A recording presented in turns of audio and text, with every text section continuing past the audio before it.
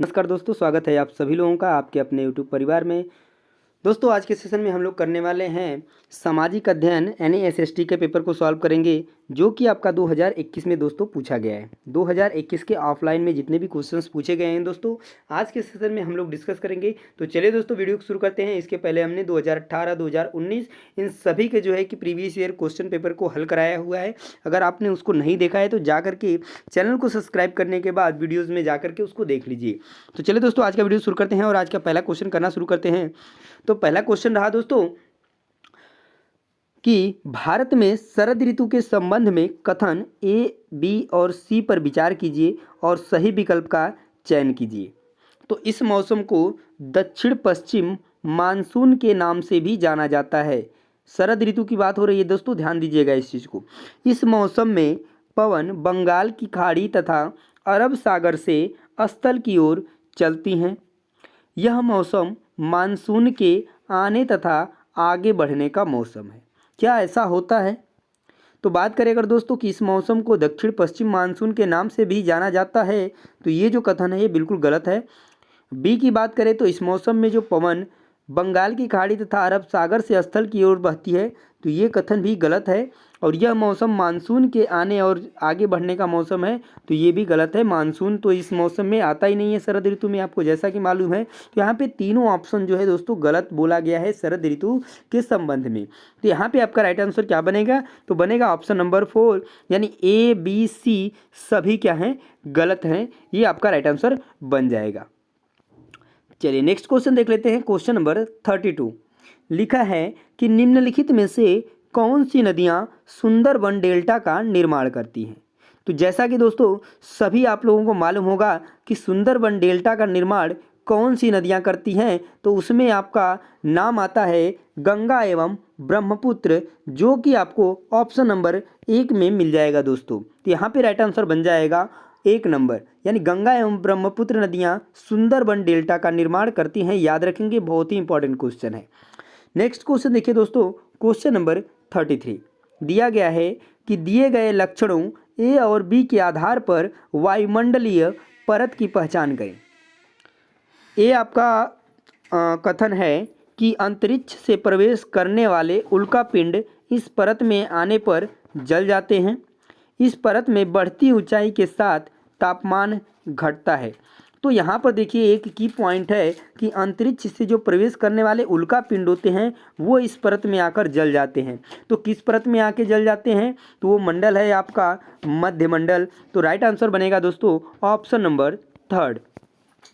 जितने भी मंडल हैं उसको दोस्तों याद रख लीजिए सभी को।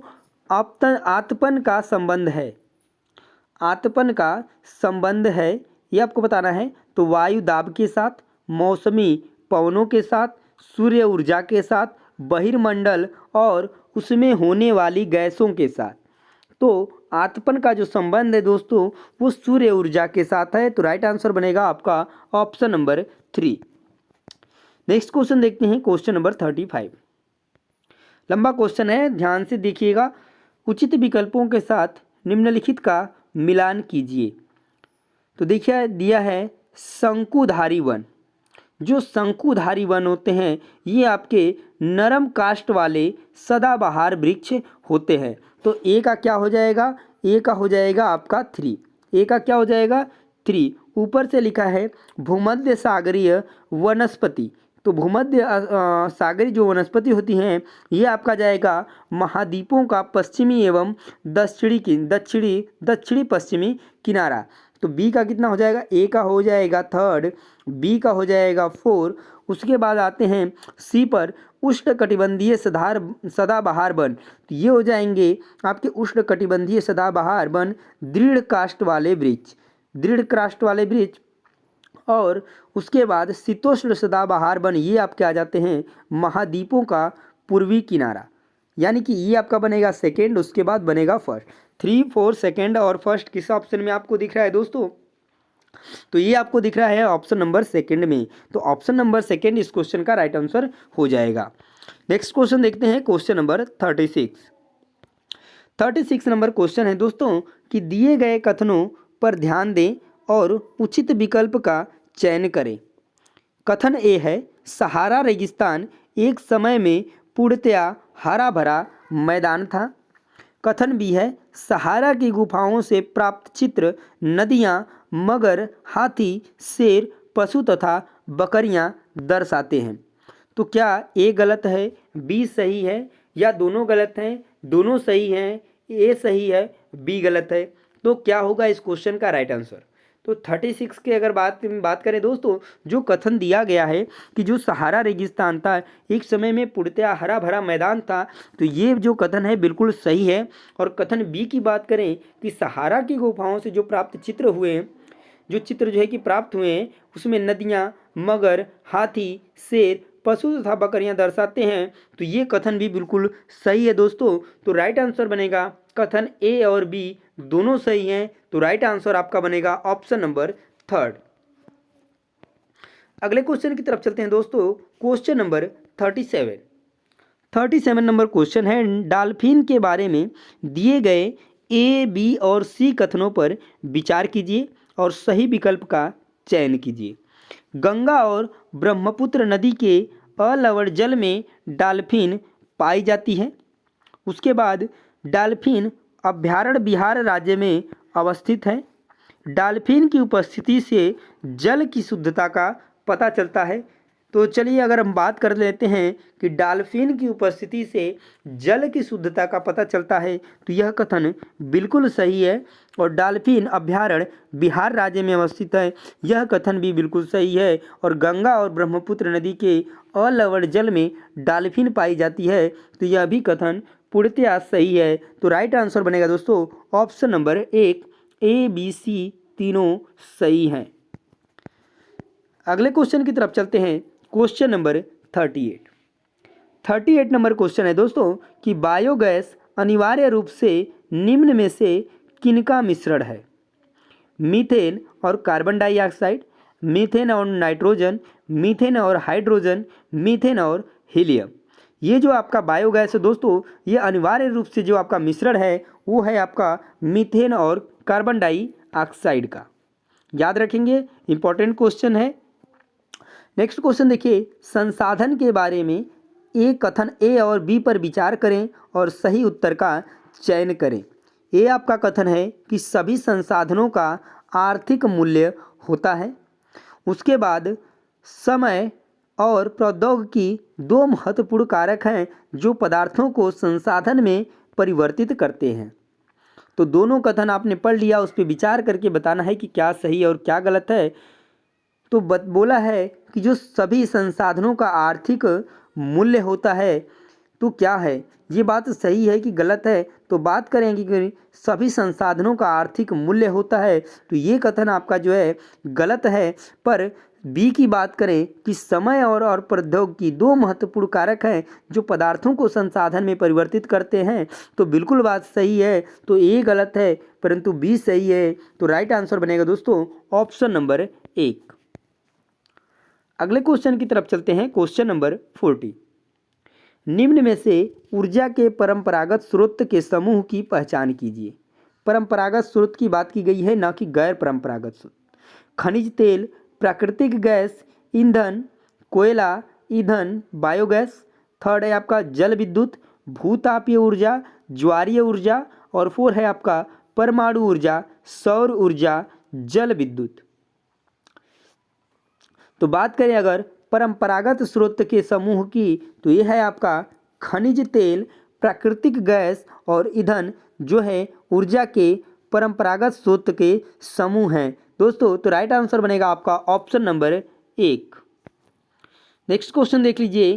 क्वेश्चन नंबर 41 नंबर क्वेश्चन है कि प्राकृतिक संसाधनों के प्रकार को उनके वर्गीकरण के साथ मिलान करें।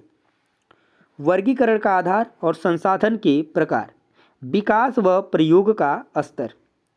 विकास एवं प्रयोग का स्तर, तो ये वास्तविक एवं संभाव्य है। वास्तविक एवं संभाव्य है, बिल्कुल बात सही है, इसका सही मिलान है। बात करें बी का उद्गम।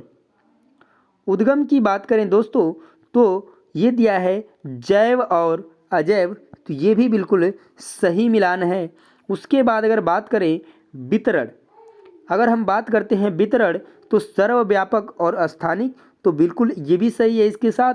और भंडार की बात करें तो नवीकरणीय और अनवीकरणीय, ये भी बिल्कुल सही हो जाएगा। तो यहाँ पर देखिए बहुत ही कंफ्यूजिंग क्वेश्चन सभी के लिए कि सभी का एक साथ में मिलान बिल्कुल सही दिया हुआ है और बोला है कि उनको वर्गीकरण के साथ मिलान करें, तो निश्चित रूप से इस क्वेश्चन में लोग गलतियाँ करने वाले हैं। पर यहाँ पे जो राइट आंसर बनेगा दोस्तों, ऑप्शन नंबर 1 जो है बिल्कुल सही हो जाएगा। अगले क्वेश्चन की तरफ चलते हैं दोस्तों। Question number 42। क्वेश्चन नंबर 42 है कि कथन ए लगभग 12,000 साल पहले भारत में कई क्षेत्रों में गर्मी बढ़ने के कारण घास वाले मैदान बनने लगे। हिरण, बारहसिंगा, बकरी, भेड़ और मवेशी जैसे जानवरों की संख्या बढ़ी। दिया है कि ए सही है किंतु बी गलत है, ए गलत है किंतु बी सही है, ए और बी दोनों सही है और ए का कारण बी है। और दिया है ए एवं बी दोनों सही है किंतु ए का कारण बी नहीं है। तो देखिए ए का कारण बोला है, उल्टा पूछ दिया है, ठीक है। ऐसे पूछता, ठीक है, कि बी का कारण ए है तो ये सही होता। पर ए और जो कथन है यहाँ पे कि 12 साल पहले भारत में कई क्षेत्रों में गर्मी बढ़ने के कारण घास के मैदान उगने लगे, तो ये बात बिल्कुल सही है। और हिरण, बारहसिंगा, बकरी और भेड़ मवेशी जैसे जानवरों की संख्या बढ़ी, क्योंकि घास जैसे उगेंगे तो इन सब जो घास खाने वाले जानवर हैं उनकी भी जनसंख्या नॉर्मल सी बात है कि बढ़ेगी, तो ये भी बढ़ी। तो ये दोनों बातें बिल्कुल सही है। पर यहाँ पर दिया है कि किंतु ए का कारण बी नहीं है जबकि बी का कारण ए है। तो यहाँ पे जो आपका राइट आंसर बनेगा ऑप्शन नंबर 4 बन जाएगा कि ए और बी दोनों सही हैं किंतु ए का कारण बी नहीं है, ये राइट आंसर बनेगा यहाँ पे। नेक्स्ट क्वेश्चन देखते हैं, क्वेश्चन नंबर 43। 43 नंबर क्वेश्चन है कि पुरा स्थलों के संदर्भ में निम्नलिखित में से कौन सही है। वह स्थान जहाँ वस्तुओं के अवशेष मिलते हैं, वे एक केवल जमीन के ऊपर ही पाए जाते हैं, ये केवल जमीन के अंदर ही पाए जाते हैं, या ये समुद्र और नदी के तल में कभी नहीं पाए जाते हैं। तो 43 क्वेश्चन का राइट आंसर क्या बनेगा, तो वह स्थान जहां वस्तुओं के क्या मिलते हैं, अवशेष मिलते हैं। बात कर दी गई है कि ये केवल जमीन के ऊपर पाए जाते हैं, तो ये भी गलत हो जाएगा। और जमीन के अंदर ही केवल पाए जाते हैं, तो ये भी गलत हो जाएगा, क्योंकि दोनों जगह ये पाए जा सकते हैं। और ये समुद्र और नदी के तल में कभी नहीं पाए जाते हैं, ये भी गलत है। ये इन तीनों जगहों पे भी पाए जा सकते हैं, पर केवल करके यहाँ पे गलती कर दिया है। तो राइट आंसर बनेगा आपका ऑप्शन नंबर 1, यानी कि केवल ये जो है इसके बारे में, पूरा स्थल के बारे में बिल्कुल सही है। नेक्स्ट क्वेश्चन देखिए दोस्तों, क्वेश्चन नंबर 44 नंबर क्वेश्चन है कि हड़प्पा सभ्यता के लोग बनाते थे पत्थर की मुहरें, पीले रंग से डिजाइन किए गए पात्र, लोहे से बनी तकलियां, सोने से बने बर्तन। तो हड़प्पा के सभ्यता के लोग बनाते थे, क्या बनाते थे ये आपको बताना है। तो बता दें दोस्तों, यहाँ पे आपका बात करें अगर कि क्या वो पत्थरों की मुहरें बनाते थे, तो ये सही नहीं होगा हड़प्पा सभ्यता के लोग के लिए। पीले रंग से डिजाइन किए गए पात्र बनाते थे, ये बात आपका जो है, अगर एक मिनट दोस्तों, सॉरी दोस्तों, यहाँ पे कुछ गलतियाँ हुई हैं, ठीक है, उसको सही करते हैं। दिया है हड़प्पा सभ्यता के लोग बनाते थे, दिया है कि पत्थर की मुहरें बनाते थे, ठीक है, पत्थर की मुहरें बनाते थे। तो यहाँ पर हम बात करें कि पत्थर की मुहरें ये लोग बनाते थे हड़प्पा सभ्यता के लोग। उसके बाद दिया है पीले रंग से डिजाइन किए गए पात्र नहीं बनाते थे, ठीक है, यहीं पे गलती हुई थी। लोहे से बनी तकलियाँ बनाते थे, तो ये ऐसा नहीं करते थे। सोने से बने बर्तन बनाते थे, तो बिल्कुल बात सही थी। तो यहाँ पे आपका जो राइट आंसर बनेगा क्या बनेगा, ए और डी बिल्कुल सही है। तो आपका ऑप्शन नंबर 2 जो है सही हो जाएगा दोस्तों। नेक्स्ट क्वेश्चन देखिए, क्वेश्चन नंबर 45 नंबर क्वेश्चन क्या है कि एक महापाषाण कब्र में 2 कंकालों के अवशेष थे, इन दोनों में से महिला के कंकाल का अनुमान लगाने हेतु देखना होगा। तो हड्डियों की संरचना, कंकालों के साथ मिले आभूषण, कंकालों के आकार, कंकालों के साथ मिले खाना पकाने के बर्तन। अगर हम बात करें दोस्तों कि कंकालों के साथ मिले खाना पकाने के बर्तन से हम यह अंदाज़ा नहीं लगा सकते हैं कि यह कंकाल महिला का है या पुरुष का है, ठीक। कंकालों के आकार से भी हम नहीं लगा सकते हैं, अगर साइज बड़ी और छोटी है तो उससे तो हम लगा नहीं सकते। कंकालों के साथ मिले आभूषण से भी नहीं लगा सकते हैं, क्योंकि उस समय पुरुष और महिलाएं दोनों आभूषण पहनते थे।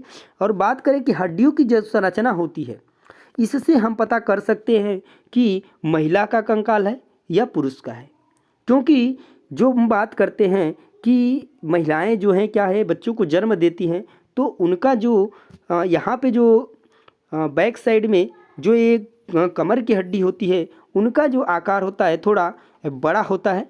तो उसकी संरचना से हम पता लगा सकते हैं कि वो जो है औरतों का है, यानी कि पुरुषों का है या महिलाओं का है। तो दोस्तों यहाँ पे आपका राइट आंसर बनेगा क्या, केवल ए जो है महापाषाण कब्र में कंकालों के अवशेष थे, तो इनमें महिला के कंकाल का अनुमान लगाने के लिए हड्डियों की संरचना को देखना होगा।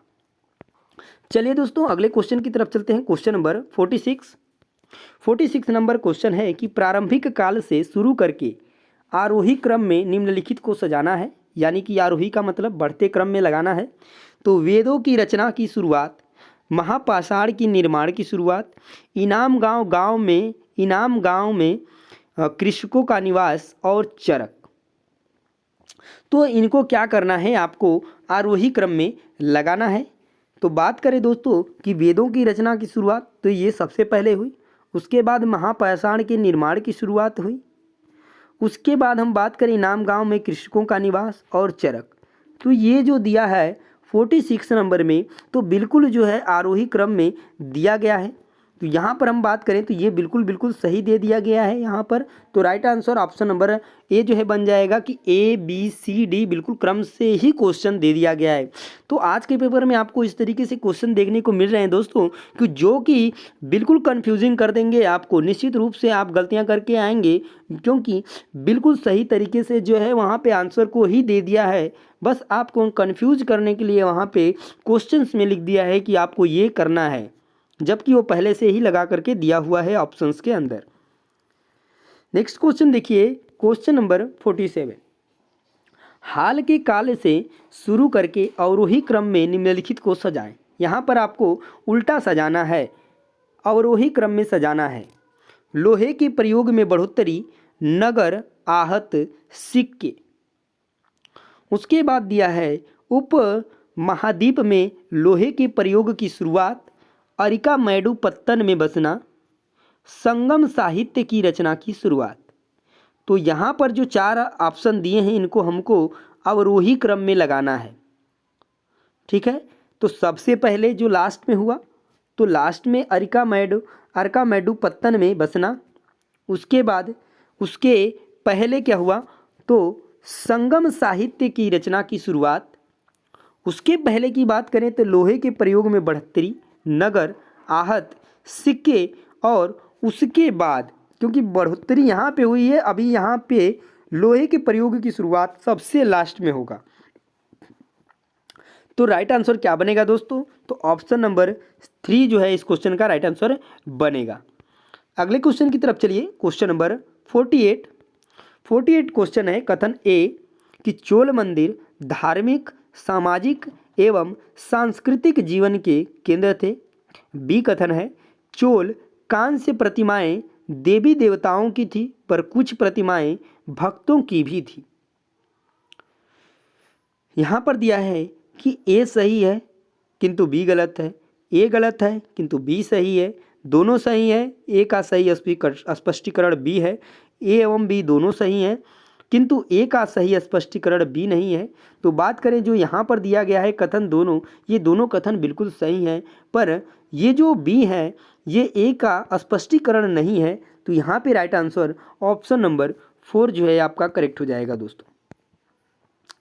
नेक्स्ट क्वेश्चन की तरफ चलिए। क्वेश्चन नंबर 49 नंबर कथन है ए कि दिल्ली के सुल्तानों के समय तवारीख के लेखकों ने जन्म सिद्ध अधिकार और लिंग भेद पर आधारित आदर्श समाज व्यवस्था बनाए रखने के लिए सलाह दी।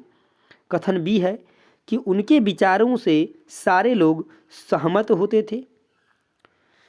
ए सही है, बी गलत है, ए गलत है, बी सही है, ए दोनों सही हैं, स्पष्टीकरण है ए एवं बी दोनों सही हैं, किंतु ए का सही स्पष्टीकरण बी नहीं है। तो दिल्ली के सुल्तानों के समय त्वारिख के लेखकों ने जन्म सिद्ध का अधिकार और लिंग भेद पर आधारित आदर्श समाज व्यवस्था बनाए रखने की सलाह दी। ये कथन बिल्कुल सही है, पर क्या उनके विचारों से सारे लोग सहमत होते थे? तो ये चीज़ गलत है, ठीक है, क्योंकि कोई भी विचार हो लगभग सभी लोग सहमत नहीं हो सकते हैं, चाहे वो कभी भी किसी समय की बात की जाए, लगभग आज के समय में भी आप देख सकते हैं। तो यहाँ पर राइट आंसर बनेगा ये सही है किंतु बी गलत है, तो राइट आंसर ए हो जाएगा आपका ऑप्शन। नेक्स्ट क्वेश्चन देखिए, क्वेश्चन नंबर 50। कथन ए है, रजिया ने अपने अभिलेखों में अपना नाम पुरुषों जैसा लिखकर अपने पुरुष होने का भ्रम पैदा किया। रजिया ने अपने अभिलेखों में अपना नाम पुरुषों जैसा लिखकर अपने पुरुष होने का भ्रम पैदा किया। रजिया सुल्तान की बात हो रही है। कथन बी है, तवारीख के लेखकों ने सामाजिक तथा लिंग भेद को आधार बनाकर यह तर्क दिया कि पुरुष स्त्रियों की तुलना में श्रेष्ठ होते हैं। यहाँ पर है कि ए सही है किंतु बी गलत है, ए गलत है किंतु बी सही है। तो ए एवं दो दोनों सही हैं। वही ऑप्शन आपके बार बार रिपीट हो रहे हैं और आपको पता लग रहा होगा कितने जो हैं कथन वाले क्वेश्चन और कारण वाले क्वेश्चन आपको मिल रहे हैं। तो निश्चित रूप से आपको यहाँ पे हेल्प मिलेगी दोस्तों, क्योंकि अगर इस तरीके की प्रैक्टिस आप नहीं करके जाएंगे तो आपको निश्चित रूप पे बहुत सारे जो है कि डाउट्स आएंगे वहाँ पे और आप जो है उनको क्लियर नहीं कर पाएंगे, तो आपके लिए समस्याएँ बढ़ जाएंगी।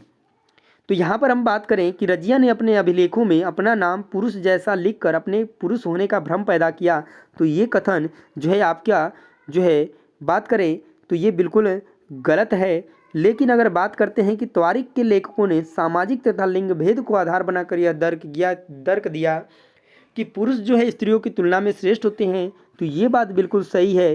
तो राइट आंसर जो आपका बनेगा ऑप्शन नंबर सेकंड बन जाएगा। ए गलत है किंतु बी सही है। नेक्स्ट क्वेश्चन देखिए, क्वेश्चन नंबर 51 कि कथन ए, अकबर, जहांगीर और शाहजहां ने सुलह ए कुल के विचार को शासन का सिद्धांत बनाया। कथन बी है, विभिन्न धर्मों से जुड़े हुए व्यक्तियों के साथ विचार विमर्श से अकबर की समझ बनी कि जो विद्वान धार्मिक रीति और मनताधता पर बल देते हैं वे अक्सर कट्टर होते हैं। तो यहाँ पर सॉरी दोस्तों, तो यहाँ पर हम देख लेते हैं थोड़ा सा, ठीक है। यहाँ पर बोला गया है कि अकबर, जहांगीर और शाहजहां ने सुलह ए कुल के विचार को शासन का सिद्धांत बनाया। तो बिल्कुल बात सही है। बात करें कथन बी की कि जो विभिन्न धर्मों से जुड़े हुए व्यक्तियों के साथ विचार विमर्श से अकबर की समझ बनी कि जो विद्वान धार्मिक रीति और मनताधता पर बल देते हैं वे अक्सर कट्टर होते हैं, तो यह भी दोनों सही है। और ए का कारण बी है, तो ये भी बात बिल्कुल सही है। तो राइट आंसर आपका बनेगा ऑप्शन नंबर 3। नेक्स्ट क्वेश्चन देखते हैं। चलिए दोस्तों नेक्स्ट क्वेश्चन देखते हैं, क्वेश्चन नंबर 52 क्वेश्चन है कि कथन ए, दिल्ली के सुल्तानों और मुगलों के काल में श्रेणीबद्ध समाज ज़्यादा सरल हो गया। कथन बी है कि जनजातीय समाज कई असमान वर्गों में विभाजित नहीं था। कथन ए की बात करते हैं दोस्तों कि जो दिया है कि दिल्ली के सुल्तानों और मुगलों के काल में श्रेणीबद्ध समाज ज़्यादा सरल हो गया था, तो ये कथन सही नहीं है बल्कि गलत है। और बात करते हैं अगर कथन बी की, तो जनजातीय समाज कई असमान वर्गों में विभाजित नहीं था, ये जो है बिल्कुल सही है। तो ये जो है आपका गलत है, बी सही है। तो राइट आंसर आपका ऑप्शन नंबर 2 हो जाएगा। नेक्स्ट क्वेश्चन देखिए, क्वेश्चन नंबर 53 नंबर क्वेश्चन है, कथन ए, बहादुर शाह जफर ने मुखियाओं और शासकों को चिट्ठी लिखकर अंग्रेजों से लड़ने के लिए भारतीय राज्यों का एक संघ बनाने का आह्वान किया। कथन बी, बहादुर शाह जफर के 1857 के बगावत की अपना समर्थन देने के फैसले ने स्थिति रातों रात पीड़ित बगावतियों के पक्ष में बदल दी। 53 क्वेश्चन का राइट आंसर क्या है? तो बात करें कि बहादुर शाह जफर ने मुखियाओं और शासकों को चिट्ठी लिखकर अंग्रेजों से लड़ने के लिए भारतीय राज्यों का एक संघ बनाने का आह्वान किया, तो ये कथन बिल्कुल सही है। और कथन बी कि बहादुर शाह जफर के 1857 के बगावत की अपना समर्थन देने के फैसले ने स्थिति रातों रात पीड़ित बगावतियों के पक्ष में बदल दी। तो बिल्कुल बात दोनों चीज़ें सही है। और तो यहाँ पे राइट आंसर आपका ऑप्शन क्या बन जाएगा? तो ऑप्शन नंबर थर्ड बिल्कुल सही हो जाएगा और ए ने बी को सुनिश्चित किया, ये भी बिल्कुल बात सही है। नेक्स्ट क्वेश्चन देखिए, क्वेश्चन नंबर 54 नंबर क्वेश्चन है कि औपनिवेशिक काल के दौरान महिलाएं जाति एवं सुधार के संदर्भ में निम्नलिखित में से कौन सा विकल्प गलत है? किसके बारे में? औपनिवेशिक काल के दौरान महिलाएं जाति एवं सुधार के संदर्भ में। तो पंडिता रमाबाई ने पूना में एक विधवा गृह की स्थापना की। प्राचीन ग्रंथों के ज्ञान के सुधारकों को नए कानून बनवाने की में मदद मिली। विद्यासागर ने विधवा विवाह का सुझाव दिया। प्रार्थना समाज ने केवल हिंदू ग्रंथों पर विचार विमर्श किया। इन चार ऑप्शंस में से एक ऑप्शन कौन सा गलत है? तो बात करें दोस्तों कि प्रार्थना समाज ने केवल हिंदू ग्रंथों पर विचार विमर्श किया, तो यही बात गलत है। तो यही राइट आंसर बनेगा इस क्वेश्चन का, क्योंकि पूछा था कि कौन सा विकल्प गलत है। नेक्स्ट क्वेश्चन देखिए, क्वेश्चन नंबर 55 नंबर क्वेश्चन है, तेलंगाना राज्य पहले भारत के किस राज्य का हिस्सा था? तो ये मध्य प्रदेश, कर्नाटक, महाराष्ट्र, आंध्र प्रदेश। तेलंगाना आपका आंध्र प्रदेश राज्य का हिस्सा था। तो राइट आंसर आपका क्या बनेगा? तो ऑप्शन नंबर 55 का 4 ऑप्शन बिल्कुल सही हो जाएगा। नेक्स्ट क्वेश्चन देखिए, क्वेश्चन नंबर 56 नंबर क्वेश्चन है कि निम्नलिखित कथनों पर ध्यान दें और लोकतंत्र में संचार माध्यम की सही भूमिका का चयन करें। ये है आपका, इसे समाचार के माध्यम से नागरिकों को सूचना पहुंचानी चाहिए। इसे विज्ञापक के दृष्टिकोण को समाचार कार्यक्रमों के माध्यम से देनी चाहिए, या इसे हर दृष्टिकोण की चर्चा करनी चाहिए। किसके बाद दिया है कि ध्यान दें और लोकतंत्र में संचार माध्यम की सही भूमिका। लोकतंत्र की बात की गई है कि संचार की माध्यम की जो सही भूमिका है उसको चयन करना है। तो 56 का राइट आंसर क्या बनेगा? तो इसे समाचार के माध्यम से नागरिकों को सूचना पहुंचानी चाहिए, ये बिल्कुल सही है। जबकि इसे विज्ञापक के दृष्टिकोण को समाचार कार्यक्रमों के माध्यम से देनी चाहिए, तो ये गलत है, क्योंकि विज्ञापक के दृष्टिकोण से समाचार कार्यक्रमों को क्यों हम वो दे सकते हैं। या इसे हर दृष्टिकोण की चर्चा करनी चाहिए, तो ये भी सही है। तो ए और सी दोनों सही है, तो जो कि आपका ऑप्शन नंबर थर्ड में है। तो ऑप्शन नंबर थर्ड इस क्वेश्चन का राइट आंसर बन जाएगा दोस्तों।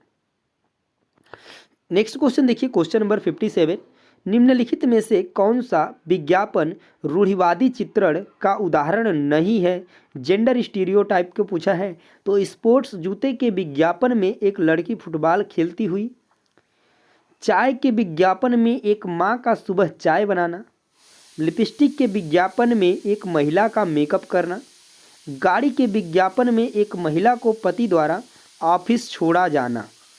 यहाँ पे है कि कौन उदाहरण नहीं है किसका? जेंडर स्टीरियोटाइप का। तो यहाँ पे राइट आंसर क्या बनेगा दोस्तों? तो ऑप्शन नंबर 1 जो है कि बिल्कुल सही हो जाएगा, क्योंकि उदाहरण नहीं है।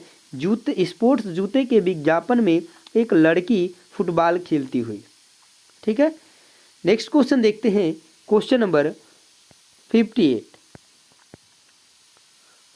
क्वेश्चन है कि दिए गए लक्षणों ए और बी के आधार पर महाद्वीप की पहचान करें।